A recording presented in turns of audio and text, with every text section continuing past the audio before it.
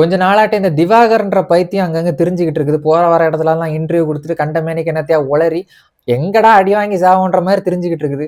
அந்த பைத்தியத்துக்கெல்லாம் மரியாதை குடுக்கணும்னு அவசியம் இல்லங்க. ஏதோ சிவாஜி சாருக்கு ரேஞ்சுக்கு ஆக்டிங் இருக்கிற மாரியும், தான் தான் அடுத்த சிவாஜின்ற மாரி இங்க இருக்கவங்களுக்கெல்லாம் நடிப்பே வராதுன்ற மாரி தன்னைத்தானே ஆ தூக்கி காட்டிக்கிட்டு இருக்குது. சோசியல் மீடியால ஆளாளுக்கு போட்டு செமத்தி அடிச்சுக்கிட்டு இருக்காங்க. ஆனா, ஒரு விஷயம் நான் பார்த்தேன். என்னன்னு பார்த்தீங்கன்னா, சிவாஜி சாரோட ஒரு ஃபோட்டோவ போட்டு, இதையும் கம்பேர் பண்ணி, "ஏன் உண்மையாவே சிவாஜி மாரி தான்யா பண்ணியிருக்கான் போல, நமக்கு தான் தெரியல." அப்படின்ற மாதிரி சிவாஜி சார ட்ரோல் பண்ணிக்கிட்டு இருந்தாங்க. இந்த விஷயம் ஒரு மகா பெரும் கலைஞன அவமானப்படுத்துற மாரி ஒரு விஷயங்க. ஏன்னு பார்த்தீங்கன்னா, எப்பவுமே நிகழ்காலத்துல நடக்கிறத இன்னைக்கு இருக்கிற நம்மளோட அறிவ கொண்டு, கடந்த காலத்துல நடந்ததையும், அப்ப உள்ளதையும் நம்ம வந்து முடிவு பண்ணக்கூடாது. இப்ப உள்ள கோணத்துல பார்த்து அப்ப உள்ளத நம்ம மதிப்பிடக்கூடாது. சிவாஜி சார ஓவர் ஆக்டிங்ன்னு சொல்லிட்டு நெறைய பேர் சொல்லி நீங்க பார்த்திருப்பீங்க. அதுக்கு ஒரு காரணம் இருக்கு. எதுக்கு சொல்றேன்னு பார்த்தீங்கன்னா, அந்த காலத்துல திரைப்பட நடிகர்கள் எல்லாருமே நாடகத்துல இருந்து சினிமா துறைக்கு வந்தவங்க. அப்ப நாடகமும் நடந்துகிட்டு இருக்கும், சினிமா படங்களும் வந்துகிட்டு இருக்கும். அவங்க நாடகத்துல நடிச்சுக்கிட்டே சினிமா படத்துலயும் நடிச்சுக்கிட்டு இருப்பாங்க. அதுவும் சிவாஜி சார் எல்லாம் சின்ன வயசுலயே நாடக கொட்டாயில வளர்ந்து அந்த அளவுக்கு வந்தவரு. சினிமால நமக்கு கேமரான்றது முகத்துக்கிட்ட இருக்கும், க்ளோஸ் அப் ஷாட் இருக்கும்.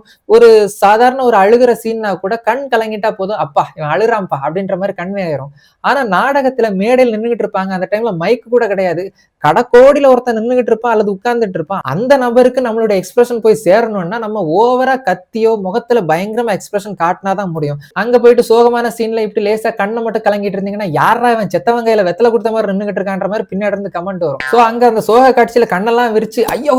ஆ ஊன்னு கத்தி இது பண்ணாதான் கடைசில இருக்கவனுக்கும், சோகத்துல இருக்கான் அப்படின்ற மாதிரி அந்த இது கன்வே ஆகும். சோ அவங்களுக்கு நேச்சுரலாவே அந்த பாணி வந்துரும் திரைப்படங்கள். ஆனா பல படங்கள்ல சிவாஜி சார் தான் எதார்த்தமான நடிப்ப வெளிய கொண்டு வந்தவரு. நீங்க அவருடைய பல படங்கள் பார்த்தீங்கன்னா, அவரோட ஆக்டிங் அவ்ளோ ஸ்டைலா இருக்கும். ஈவன் ரஜினி சார்ட்ட கூட சிவாஜி சாரோட சாயல் பல நீங்க பார்க்கலாம். ரஜினி சாரே சொல்லியிருக்காரு, அவர் சிவாஜி சாரோட ஃபேன்னு சொல்ட்டு. இன்னும் நீங்க அத ஏத்துக்கலன்னா, 90கள்ல சிவாஜி சார் நடிச்ச படங்கள் எல்லாம் எடுத்து பார்த்தீங்கன்னா, அவருடைய நடிப்பு ரொம்ப அற்புதமா இருக்கும். படையப்பாவா இருக்கட்டும், தேவர் மகனாக இருக்கட்டும், ஒன்ஸ் மோர் இந்த படத்துலலாம் சிவாஜி சாரோட நடிப்பு சூப்பரா இருக்கும். நீங்க சொல்ற அந்த ஓவர் ஆக்டிங்லாம் இருக்காது. இவனுங்க மீம் போட்டு கலாய்க்கிற அந்த படம் பார்த்தீங்கன்னா, புதிய பறவை படத்துல உள்ளது. ஆக்சுவலா அதுல ஒரு மென்டலி பாதிச்ச ஒரு பெர்சன நடிச்சிருப்பாரு. அதுக்கு இந்த எக்ஸ்பிரஷன் கரெக்ட்டா தான் இருக்குதுன்னு எனக்கு தோணுது. ஆனா அந்த மகா கலைஞன போயிட்டு தயவு செஞ்சு இந்த பைத்தியக்கார கிட்டலாம் கம்பேர் பண்ணாதீங்க. இவன் கூட கம்பேர் பண்றது சிவாஜி சார செருப்பால் அடிக்கிறதுக்கு சமம். இனியாச்சும் இந்த மாதிரி கூறுகட்ட நாயங்கள ட்ரெண்டிங்ல பேர வளர்த்து விடாம இருங்க. அதுவே போதும்.